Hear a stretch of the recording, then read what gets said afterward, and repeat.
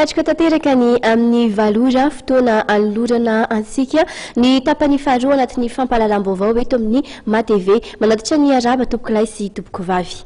Hatreto dia mbola tsy nilaza tamin'ny fomba ofisialy izay ho kandida amin'ny fifidianana filoham-pirenena Andriamatoa Marc Ravalomanana sy Andriamatoa Andry Rajoelina tao aorian'ny fanambarana izay nataon'izy ireo ny tsy amin'ny firotsahan'izy ireo amin'ny fifidianana filoham-pirenena izay. Na dia mbola tsy nisy tokoa aza izay anefa dia efa mandeha ny fifaninanana ary efa misy ny anarana mivoaka ho an'ny Ankolafy Rajoelina. Fanadihadiana vetrany.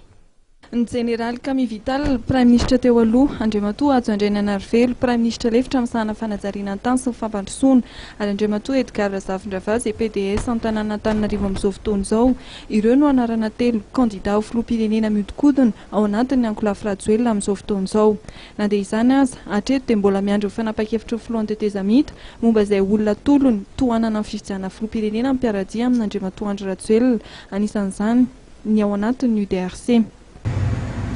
Raha ny marina tokoa zany ny UDRC dia tokony misy olona ifanarahana miaraka amin'ny namana rehetra mpiara-mitolona amin'ny Andriamatoa Andry Rajoelina no tohanan'ny UDRC.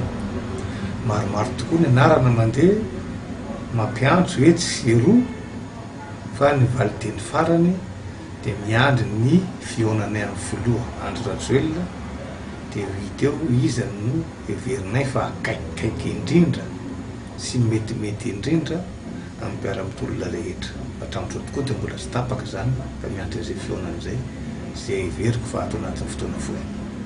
Raha ny zava-misy amin'izao fotoana izao dia efa mandeha ny fandresen-dahatra izay atao amin'ny Général Camille Vital, Ajo Andriananarivelo ary Edgar Razafindrava izay samy mpiaradia amin'ny filohan'ny tetezamita. Araka ny fanazavana, tsy ho ela dia hamoaka ny anaran'izay kandida tohanana amin'ny fifidianana ny Ankolafy Rajoelina.